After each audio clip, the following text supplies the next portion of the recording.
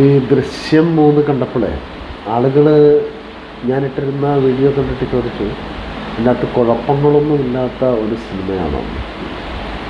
ഈ സിനിമ മൊത്തത്തിലെടുത്താൽ നോക്കിയാൽ ചില പ്രയാസങ്ങളും പ്രശ്നങ്ങളൊക്കെ കണ്ടേക്കാം.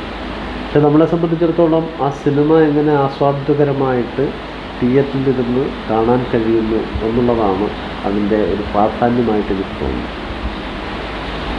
കഥാപാത്രങ്ങളുടെ പെർഫോമൻസും കഥാപാത്രങ്ങളെ തിരഞ്ഞെടുത്തിരിക്കുന്ന രീതിയും കഥാപാത്രങ്ങളുടെ സന്നിവേശം, കഥാസന്ദർഭങ്ങൾ, പശ്ചാത്തല സംഗീതം, ഫോട്ടോഗ്രാഫി, ഇങ്ങനെ കുറേയധികം ഘടകങ്ങൾ കൂടി ചേരുന്നതാണ് ആ സിനിമയുടെ വിജയം. ഒരു ഘട്ടത്തിൽ നമ്മളുടെ മനസ്സിനെ പ്രകമ്പനം കൊള്ളിക്കുന്ന ട്വിസ്റ്റുകളുണ്ട്.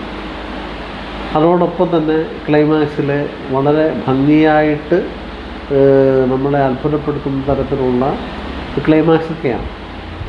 ചില കഥാപാത്രങ്ങൾ അപൂർണതയിൽ നിന്നു പോകുന്നുണ്ട് എന്നുള്ളത് മറ്റൊരു കാര്യമാണ്. ഒരു പത്ര റിപ്പോർട്ടറായിട്ട് വന്നിട്ട് അവിടെ കുറേയധികം രംഗങ്ങളിൽ വന്ന് അതിൽ ലീഡ് കഥാപാത്രമായിട്ട് പോയിട്ട് ഇടയ്ക്ക് വന്നപ്പോൾ കഥാപാത്രം എവിടെ പോയി എന്ന് അറിയാൻ പറ്റാത്ത തരത്തിലൊരു കഥാപാത്രമുണ്ട്. ചില സന്ദർഭങ്ങളിൽ നമുക്ക് കഥയുടെ ഗതി പെട്ടെന്ന് പിടിച്ചെടുക്കാൻ പറ്റാത്തതിൻ്റെ അവ്യക്തതയുണ്ട്. ഇങ്ങനെ കുറച്ചധികം കാര്യങ്ങൾ ആ സിനിമയുമായിട്ട് ബന്ധപ്പെട്ട് നമുക്ക് ദഹിക്കാത്ത ഭാഗങ്ങളുമുണ്ട്. സിനിമ മൊത്തത്തിലെടുത്ത് നോക്കുമ്പോൾ ആ സിനിമ എങ്ങനെ നമ്മളെ എൻ്റർടൈൻ ചെയ്യിക്കുന്നു എന്നുള്ളതാണ് ആ സിനിമയുടെ വിജയം. അതിൽ 100% ആ സിനിമ വിജയമാണെന്നാണ് ഞാൻ ഇന്നലെ ഇട്ട വീഡിയോയിൽ പറഞ്ഞത്. അപ്പോൾ ചിലർക്കൊക്കെ അതിന് എതിരഭിപ്രായങ്ങളുണ്ട്. അത് ഓരോരുത്തരുടെയും സാഹൃദയത്വവും അതോടൊപ്പം തന്നെ ആസ്വാദന നിലവാരത്തിനുമനുസരിച്ച് സിനിമകളുടെ നിലമാറും. മോഹൻലാലിൻ്റെ പെർഫോമൻസ് എടുത്തു പറയേണ്ട കാര്യങ്ങളാണ്. മോഹൻലാലിനെ പോലെ തന്നെ പെർഫോമൻസ് ചെയ്യുന്ന മറ്റ് മീനയാണെങ്കിലും ആ കുട്ടികളാണെങ്കിലും ഒക്കെ വളരെ ഗംഭീരമായ പെർഫോമൻസാണ്. പിന്നെ എന്നെ രസിപ്പിച്ചത് തിയേറ്റർ മുഴുവൻ ചിരിച്ച ഒരു രംഗമുണ്ട്. അത് ഈ വൈക്കം ബാസിയും സംഘവും CBIയുടെ സ്കിറ്റായിട്ട് അവതരിപ്പിച്ചിരിക്കുന്ന സാധനമാണ്.